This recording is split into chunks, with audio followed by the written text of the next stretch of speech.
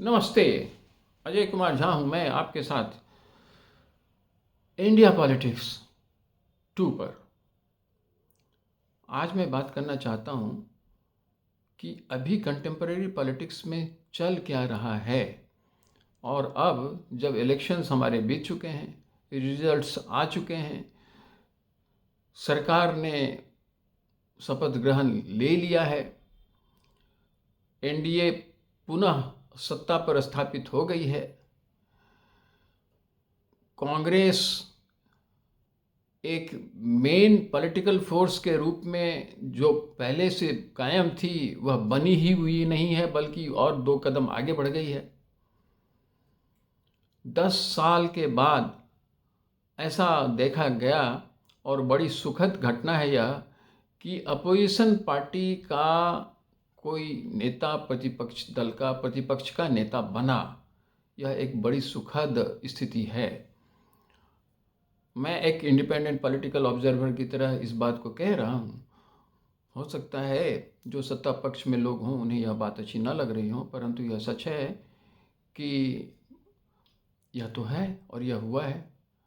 परंतु यह ऐसा भी नहीं हुआ है कि वो जिस तरह से अपनी ताकत को बढ़ा हुआ सा मान रहे हैं उतना हुआ है, ऐसा तो नहीं हुआ है। यह भी एक पक्ष है, परंतु वो एक स्ट्रेटेजी का हिस्सा हो सकता है, इसमें कोई शक नहीं है। तो कहने का तात्पर्य और लबो-लुआब मेरा यह कि यह 2024 का चुनाव जो 18वीं लोकसभा का जिसने गठन किया, इवेंट से भरा था। हर पड़ाव पर 7 फेजेस में इलेक्शंस हुए। 7 फेज में जिस तरह से अलग अलग घटनाएं घटी और अलग अलग पटाक्षेप होते गए, उसने इलेक्शंस को दिलचस्प तो बनाया ही, साथ ही साथ थोड़ा नीरस भी बनाया, पर उस पर कभी चर्चा और करेंगे। आज मेरा मुख्य वजह ये है आपसे मुखातिब होने का कि जो ताकत अब विपक्षी खेमा महसूस कर रहा है खुद के लिए, वो उसका लोगों को जो प्रदर्शन करेगा वो किस तरह से करेगा उसे देखने की कोशिश करते हैं। बेशक भाजपा की शक्ति कम हुई, परंतु अगर हम देखें तो एनडीए की शक्ति जहाँ भी है, जैसे भी है, 293 तो वो हैं ही हैं, तो सरकार तो उनकी बनी ही है। अगर ओवरऑल टोटल अगर आप देखें जो सत्ता पक्ष के साथ जुड़े हुए लोग हैं तो उसमें 293, 292, 293 करीब हैं ऑब्वियसली, और खुद अकेले भाजपा के पास 240 है। तो यह तो उनके लिए स्थिति ये तो बन ही गई कि उनकी सरकार बनी, मोदी जी प्रधानमंत्री बने, अमित शाह जी गृह मंत्री बने, इसके बाद गडकरी जी भी अपनी जगह पर ही हैं, राजनाथ जी भी अपनी जगह पर ही हैं, जयशंकर जी भी अपनी जगह पर ही हैं, जो रेलवे मिनिस्टर हैं वह भी अपनी जगह पर ही हैं। मैंने सारे बड़े जो नाम जहाँ जहाँ थे वह वहीं हैं। अब ये बात एक डिबेट का हो सकता है कि यह कितना सही हुआ और कितना सही नहीं हुआ, परंतु आज का मुद्दा मेरा यह है कि जो ताकत भाजपा दिखलाना चाहती है वह तो निश्चित तौर पर उसकी कमी है, लेकिन इसके बावजूद भी वह सत्ता में है, यह तो सबसे बड़ी बात है और यही सच है। लेकिन उधर जो एक महत्वपूर्ण बात यह हुई है कि कांग्रेस तो ड्राइव कर ही रहा था अपोजिशन पार्टी को, लेकिन इस बार जो उसने मुकाम हासिल किया है वह वंदनीय है। वंदनीय इस सेंस में है कि पिछले 10 वर्षों में प्रतिपक्ष का नेता हमारे पार्लियामेंट में, लोकसभा में कम से कम नहीं देखा गया, और इस बार वह देखा गया, और देखा ही नहीं गया, और देखा गया तो किसे देखा गया और किस रूप में देखा गया। तो राहुल गांधी जी स्वयं प्रतिपक्ष की ओर से अपोजिशन पार्टी के नेता बने। उनकी पार्टी को जो 10% मिनिमम रिक्वायर्ड सीट्स हैं लोकसभा में, उससे ज़्यादा सीटें मिली पिछले 10 वर्षों में। ऐसा पहली बार इस इलेक्शन में 18वीं लोकसभा इलेक्शन के बाद यह निकल करके आया है। अब यहाँ देखने वाली बात यह है कि जब राहुल गांधी जी अपोजिशन के नेता के तौर पर वैसे माने तो जाते थे, परंतु विपक्ष के नेता के रूप में, प्रतिपक्ष के नेता के रूप में तो नहीं थे।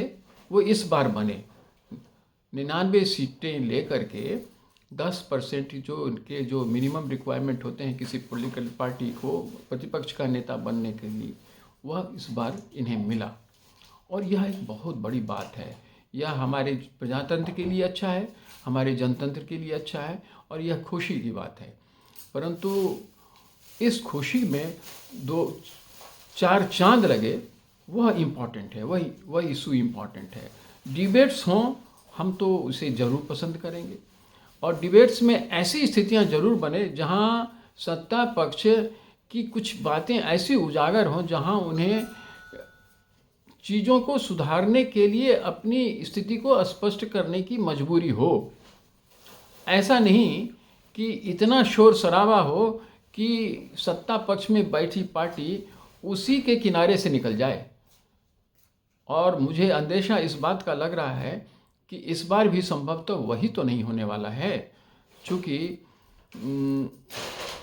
जिस तरह से अभी जो आज 1 जुलाई है, उसमें जो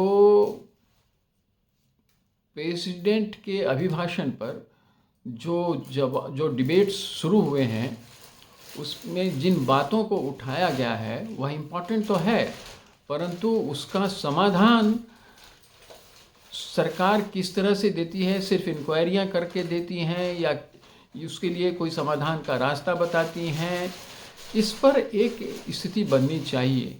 अपोजिशन जिस तरह से उस पर अटैक कर रहा है, मुझे लग रहा है कि संभवतः रास्ता इनका वही पुराना तो नहीं होने वाला है। अगर ऐसा है तो यह उनके लिए भी सोचने का वक्त है। वो समय रहते अगर अपनी स्थिति को ज़्यादा मजबूती के साथ रखें तो ज़्यादा बेहतर है, बजाय इसके कि कई हल्ला हंगामा के भेंट या चढ़े हर बार कोई ये हमारा जो भी सेशंस आए, उससे फिर बातें नहीं बनेगी। पर कुछ लोग मान सकते हैं कि भाई इन्हीं हल्ला हंगामाओं के साथ तो आज कांग्रेस की स्थिति बेहतर हो गई। अब चलिए, बात भी तो है, यह भी सच है, परंतु यह पूरा सच नहीं है।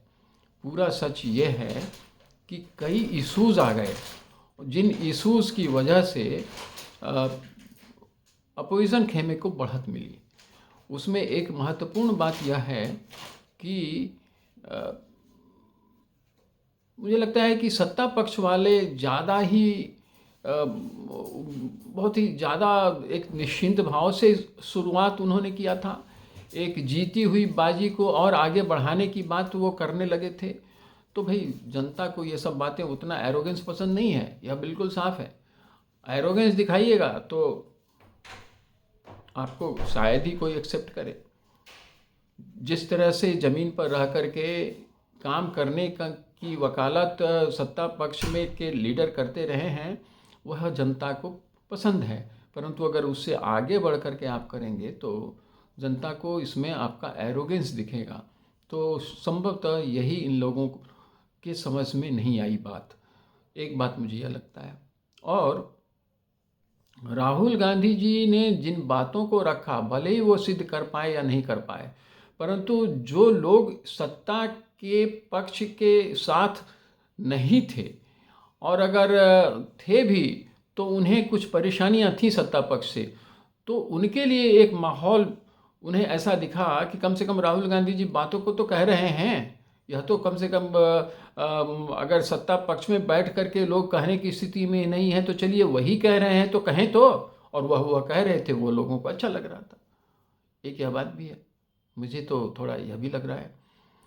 तो भाई माना तो जाता है कि भले ही आप कहें कि भाई हम लोग एरोगेंट तो हैं नहीं, परंतु आपका परसेप्शन क्या दिखाता है, क्या बनता है। स्टैटिस्टिक्स से चुनाव नहीं जीते जाते हैं। भाजपा को यह समझ में संभवतः नहीं आया, लेकिन उन्होंने स्टैटिस्टिक्स से चुनाव जीता, इस बार भी जीता। हाँ, उनके नंबर कम हुए, सीट्स के नंबर कम हुए, परंतु मुझे लगता है कि लोगों के जहन में बैठने के लिए लोगों के इमोशंस के साथ जुड़ना पड़ेगा, लोगों की बातों के साथ जुड़ना पड़ेगा, यह आवश्यक है। और राहुल गांधी जी जिस तरह से आगे बढ़ रहे हैं और बढ़े हैं, अभी वह तो ठीक है, लेकिन अब उन्हें कुछ ज़्यादा सब्सटेंस के साथ सामने आना पड़ेगा लोगों के सामने। अब ऐसा नहीं कि बस हिट एंड फ्ली, अगर ऐसा ज़्यादा लंबा नहीं चल पाएगा। तो मुझे लगता है कि कांग्रेस को भी इस विषय पर सोचना चाहिए गंभीरता के साथ, क्योंकि अभी भी वो सत्ता से बहुत दूर हैं। और स्वयं की मेजॉरिटी की तो बात छोड़िए, पूरे अलायंस के साथ भी वो अभी काफ़ी दूर हैं। तो यह दोनों के लिए एक संदेश है, यह मेरा अपना एनालिसिस है। अगर आप इससे सहमत हैं तो आप ज़रूर इसे सब्सक्राइब करिए, लाइक करिए और अपनी बातों को रखिए। ज़्यादा बड़ी बातों को मुझे करना नहीं है, परंतु इतना ज़रूर मैं आपसे एक्सपेक्ट करता हूँ कि आपने हमारी इन बातों में जो हमने रखा है उसमें अगर अपने विचार भी मुझे भेजेंगे तो अच्छा लगेगा, उस पर हम बात करेंगे। और मैं तो भी बिल्कुल अपनी बातों को साफ गोई से कहता हूँ, और ना किसी के साथ ना किसी के खिलाफ। और अगर जो बात अच्छी लगती है और जिस बात में मुझे देश के लिए और जनतंत्र के लिए बेहतर चीज़ें नज़र आती हैं कि दिखेंगी, वह मैं कहता हूँ। नैरेटिव्स को मैं प्राथमिकता नहीं देता हूँ। ऐसा नहीं है कि मैं किसी नैरेटिव को मानता नहीं हूँ, परंतु अपने इन चैनलों पर अपनी बातों को कहने में बिल्कुल साफ गोई से न्यूट्रलिटी के साथ कहता हूँ। और आपसे भी यही उम्मीद करता हूँ। परंतु इसके पहले एक बार आपसे रिक्वेस्ट है कि अगर आपने मेरे इस चैनल को सब्सक्राइब नहीं किया है तो सब्सक्राइब कर ही लीजिए, और शेयर भी कर लीजिए लोगों के साथ, और हमारे साथ जुड़ भी जाइए। Thank you. जय हिंद।